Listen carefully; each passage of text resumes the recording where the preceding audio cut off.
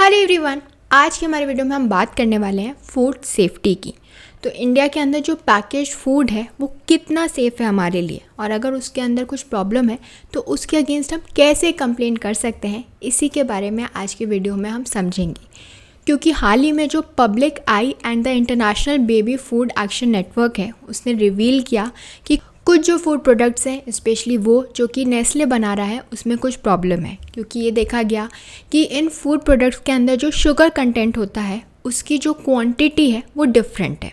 जैसे कि अगर हम यूरोप की बात करें, वहाँ पर जो है 0 शुगर कंटेंट है इन प्रोडक्ट्स के अंदर, जबकि अगर हम इंडिया की बात करें या और दूसरे नेशंस की बात करें तो पर सर्विंग उसके अंदर 7.3 ग्राम्स ऑफ शुगर जो है देखने को मिलती है। और अगर हम उन प्रोडक्ट्स की बात करें जैसे जो कि बच्चों को दिए जा रहे होते हैं, जैसे कि सेरेलैक एंड नीडो, उसके अंदर जो शुगर कंटेंट है 6 ग्राम्स ऑफ शुगर पर सर्विंग ऑफ सेरेलैक। जबकि अगर हम यही सेम प्रोडक्ट ब्रिटेन या फिर जर्मनी में देखें तो वहाँ पर जो शुगर कंटेंट है वो 0 है। और यही जो फाइंडिंग्स हैं ये क्वेश्चन रेज करती हैं about the nutritional quality and consistency of such products. और इन्हीं सब इन्वेस्टिगेशन के रिस्पॉन्स में जो food safety and standard authority of India है, जिसे हम कॉमनली फसई के नाम से भी जानते हैं, उन्होंने एक सैम्पलिंग चेक इनिशिएट किया बाकी सभी फूड प्रोडक्ट्स के अंदर, including brands such as MDH and Everest.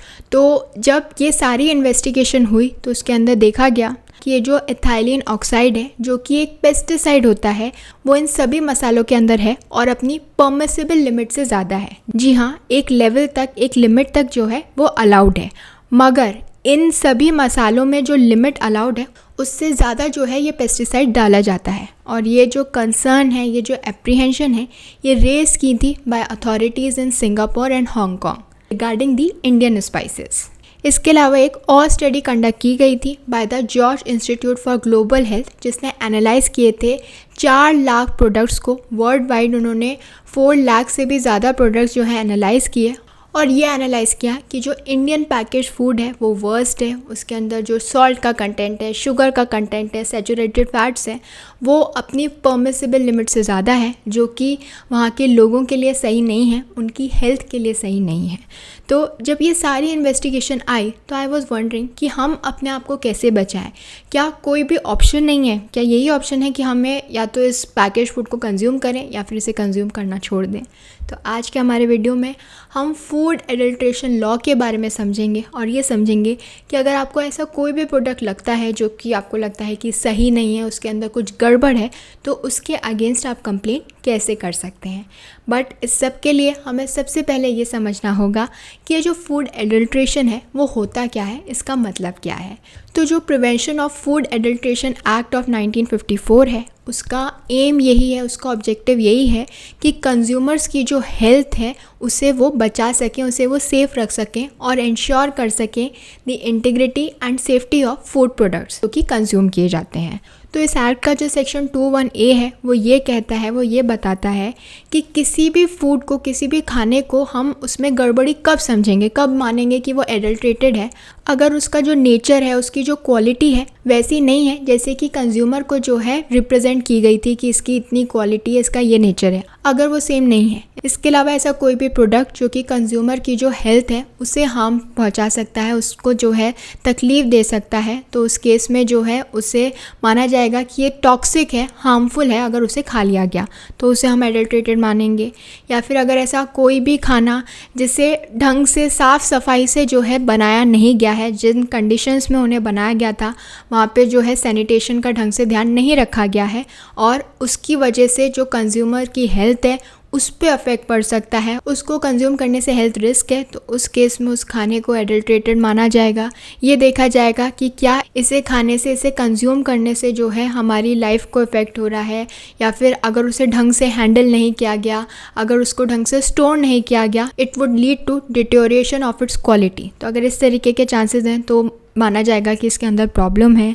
या फिर अगर उस खाने के अंदर किसी भी तरीके का कोई चीप सब्स्टिट्यूट जो है उसके अंदर डाला गया है जो कि नेगेटिवली इम्पैक्ट करेगा कंज्यूमर की हेल्थ को, या फिर कोई भी ऐसा इंग्रेडिएंट यानी उसकी जो क्वालिटी है वो इन्फीरियर क्वालिटी का है, प्रॉब्लमेटिक है, तो उस केस में वो जो प्रोडक्ट है वो हमारे लिए हार्मफुल है, या फिर उस प्रोडक्ट के अंदर कोई भी पॉइजनस, पुराना या डीकम्पोज एलिमेंट जो है वो प्रेजेंट है, जैसे कि अगर कोई मरा हुआ जानवर है या फिर कोई भी और डेड एनिमल है तो वो प्रॉब्लमेटिक है, या फिर जो प्रोडक्ट है उसके अंदर कोई भी कलरिंग मटेरियल है, यानी कोई भी ऐसा प्रिजर्वेटिव जो या तो प्रोहिबिटेड है कि आप यूज़ नहीं कर सकते, या फिर जो क्वांटिटी अलाउड है उससे ज़्यादा, परमिसिबल लिमिट से ज़्यादा डाला गया है, तो वो फूड प्रोडक्ट प्रॉब्लमेटिक है। या फिर कोई भी ऐसा प्रोडक्ट है जिसके अंदर जो भी चीज़ें जो है डाली गई हैं उनकी क्वालिटी जो है अप टू मार्क नहीं है, तो उस केस में वो प्रोडक्ट जो है प्रॉब्लमेटिक है।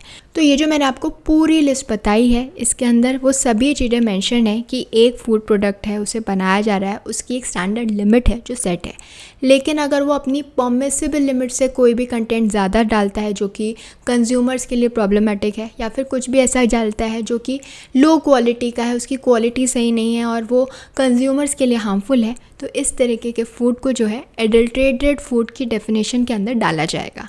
अब ये तो हम समझ गए कि किस किस फूड को जो है हम एडल्ट्रेटेड फूड मानेंगे, लेकिन इसके साथ हम करें क्या? अगर हमें पता चलता है कि इसके अंदर कोई प्रॉब्लम है तो हम क्या करें, किसके पास जाएं, किसको कंप्लेन करें? तो अगर आपको लगता है कि आपका फूड एडल्ट्रेटेड है तो सबसे पहले आप किसके पास रिपोर्ट करेंगे? अथॉरिटीज़ के पास रिपोर्ट करेंगे। तो जो लोकल हेल्थ अथॉरिटीज़ होती हैं या फिर जो फूड सेफ्टी अथॉरिटी का डिस्ट्रिक्ट कमिश्नर होता है उसके पास जाके आप अपनी कंसर्न्स जो हैं रिपोर्ट कर सकते हैं, क्योंकि वो ही रिस्पॉन्सिबल है, ये उनकी ड्यूटी है कि वो इन्वेस्टिगेट करेंगे और समझेंगे कि पूरा इशू क्या है, क्या इस बात में सच्चाई है, जो खाना बनाया जा रहा है, जो भी चीज़ें बनाई जा रही हैं वो सेफ़ है या नहीं, और सब इन्वेस्टिगेशन करने के बाद जो है वो अप्रोप्रिएट एक्शन लेते हैं ताकि वो कंज्यूमर्स को प्रोटेक्ट कर सकें और एड्रेस कर सकें उनकी कंसर्न्स को, फूड बिजनेस ऑपरेटर्स को और बाकी जो स्टेक होल्डर्स हैं उनको। तो जो फसाई है उसकी अपनी एक डेडिकेटेड हेल्पलाइन है जो कि 24/7 काम करती है। तो जो उसका टोल फ्री नंबर है इट इज़ 1800112100। तो इस टोल फ्री नंबर पे जाकर भी जो है आप कंप्लेन फाइल कर सकते हैं। इसके अलावा आप ऑनलाइन प्लेटफॉर्म्स को भी यूज़ कर सकते हैं। तो बहुत सारी कंट्रीज़ के पास अपना एक ऑनलाइन प्लेटफॉर्म या फिर ऐप होता है जहाँ पर जो कंज्यूमर्स हैं वो फूड सेफ्टी के रिगार्ड में जो है रिपोर्ट फाइल कर सकते हैं। जैसे बहुत सारे प्लेटफॉर्म्स हैं, for example food safety voice, FoSCoS website या फिर जो फूड सेफ्टी कनेक्ट ऐप है उस पर जाके जो है इंडिविजुअल्स अपनी कंप्लेंट को रजिस्टर कर सकते हैं रिगार्डिंग दी एडल्ट्रेटेड, सबस्टैंडर्ड और अनसेफ फूड प्रोडक्ट्स। इसके अलावा आप एक फॉर्मल कंप्लेंट भी फाइल कर सकते हैं विद रेलेवेंट रेगुलेटरी एजेंसीज या फिर जो कंज्यूमर प्रोटेक्शन बॉडीज़ होती हैं इंडिया के अंदर जो हैं उनके पास। तो आप उनके पास जाके कंप्लेंट फाइल कर सकते हैं before the consumer protection authority. या आप कैसे फाइल कर पाएंगे? या तो टेलीफोन करके, फ़ोन करके उनको ई पोर्टल के थ्रू आप उन्हें अप्रोच कर सकते हैं, या फिर जो भी नियरेस्ट कंज्यूमर कोर्ट है वहाँ जाके भी कंप्लेंट फाइल कर सकते हैं। तो ये तो कंप्लेंट की बात हो गई कि कैसे कंप्लेंट फाइल की जा सकती है, लेकिन सोचिए कि आपने उस प्रोडक्ट को कंज्यूम कर लिया है। अब आपको डर है कि आपकी तबीयत ख़राब हो जाएगी, तो आपको क्या करना है? आपको क्या चाहिए? आपको मेडिकल असिस्टेंस चाहिए। तो जो भी नियर बाय डॉक्टर है, जो भी हॉस्पिटल है, आप जाके वहाँ पर मेडिकल असिस्टेंस सीख कर सकते हैं। बता सकते हैं कि मैंने ये फूड प्रोडक्ट खाया है, मुझे लग रहा है इसमें कुछ प्रॉब्लम है, उसे चेक किया जाए, आपको चेक किया जाए, आपकी हेल्थ को चेक किया जाए। तो उससे क्या होगा? आपको ढंग से प्रॉपर असिस्टेंस मिलेगी, मेडिकल केयर मिलेगी। इसके अलावा आपको क्या करना होगा? जो भी एडल्ट्रेटेड फूड है, जो भी पैकेज आइटम है, आपको उससे रिलेटेड सारे एविडेंसेस जो हैं संभाल के रखने होंगे। सपोज़ आपने पैकेज फूड खोला, उसमें आपको प्रॉब्लम लगी या कुछ मरा हुआ जानवर मिला या वो ख़राब था, पुराना था, जो भी था, तो उससे रिलेटेड फ़ोटोग्राफ्स आपको रखने होंगे, उस आइटम को आपको रखना होगा, ताकि जब आप कंप्लेन फाइल करते हैं तो ये सब चीज़ें एक एविडेंस की तरह काम करेगी। क्योंकि जब ये अथॉरिटीज़ जिसके पास आपने कंप्लेन की है वो इन्वेस्टिगेट करने जाएंगी तो उन्हें भी एविडेंस चाहिए कि किस बेसिस पे वो इन्वेस्टिगेशन करने आई हैं। तो ये तो बात हो गई कि आप क्या क्या कर सकते हैं, आपके पास क्या क्या पॉसिबल सॉल्यूशंस हैं। अब हम बात कर लेते हैं उन अथॉरिटीज़ की कि उनका क्या रोल रहेगा ये कंप्लेंट करने के बाद। तो ये जो फूड सेफ्टी ऑफिसर होते हैं उनके पास ये पावर है, उनके पास ये राइट है कि वो किसी भी जगह को जो है वहाँ पर जा सकते हैं, इंस्पेक्ट कर सकते हैं जहाँ पे डाउट है कि जो एडल्ट्रेटेड फूड है या फिर जो भी एलिमेंट है उसे रखा जाता है, यानी जहाँ पे मैन्युफैक्चरिंग हो रही है वहाँ पर वो एलिमेंट प्रेजेंट है या फिर जहाँ पर जो पूरा खाना है जो कि एडल्ट्रेटेड है वो बन रहा है।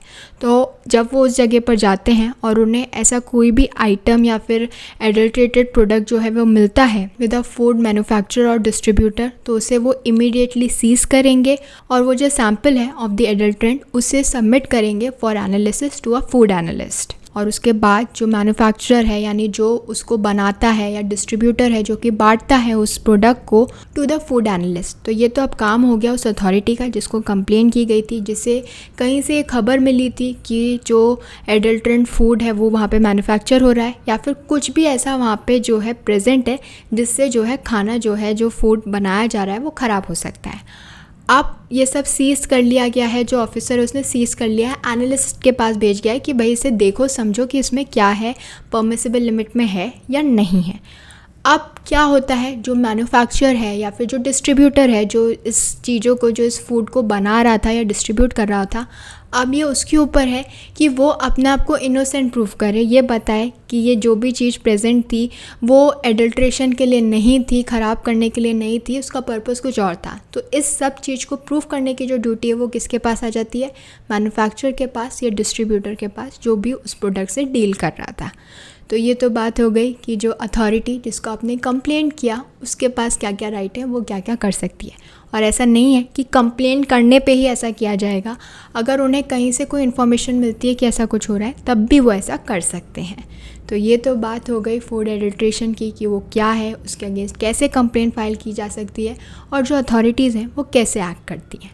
अब जब हमें पता चल गया है कि इसके अंदर प्रॉब्लम है या एडल्ट्रेशन ऑफ फूड किया जा रहा था, तो उसके रिगार्ड में पनिशमेंट क्या क्या मिलती है अब हम वो समझ लेते हैं। तो अगर कोई भी पर्सन ये जो लॉ है फूड एडल्ट्रेशन का उसे वायलेट करता हुआ पाया गया, तो अगर उसने पहली बार ऐसा किया है तो उसे कितनी सज़ा मिलेगी, a jail time for 6 months to 1 year। इसके अलावा फ़ाइन भी इम्पोज किया जा सकता है, तो वो फ़ाइन कितना होगा, 1000 to 5000 रुपीज़ के बीच का होगा। इसके अलावा अगर दोबारा से जो है यही चीज़ की गई है तो उस केस में कितनी जेल हो सकती है, jail time of up to 6 years, और जो लाइसेंस है उसे भी कैंसिल किया जा सकता है। और अगर ये पाया गया कि जो एडल्ट्रेटेड फूड है वो इंजूरियस है, जो कंज्यूमर्स की हेल्थ है उसे अफेक्ट करेगा, तो उस केस में जो वेंडर है उसे कितनी पनिशमेंट मिलेगी, जेल हो सकती है 6 months की। इसके अलावा फ़ाइन भी इम्पोज किया जाएगा under section 272 of the Indian Penal Code. So now you know कि जो फूड एडल्ट्रेशन की प्रॉब्लम है वो कितनी ज़्यादा है, स्पेशली इंडिया के अंदर, क्योंकि इंडिया के अंदर जो पैकेज फूड है वो सबसे ज़्यादा प्रॉब्लमेटिक पाया गया है। तो अगर आपके पास भी ऐसा कोई भी फूड पैकेज आता है जो कि प्रॉब्लमेटिक है तो उसके अगेंस्ट में आप कंप्लेंट फाइल कीजिए। और ऐसी और भी इंटरेस्टिंग इन्फॉर्मेशन के लिए हमारे चैनल को जो है देखते रहिए। So thank you for watching this video. Don't forget to follow Nyay and do join us again for more of India's laws explain.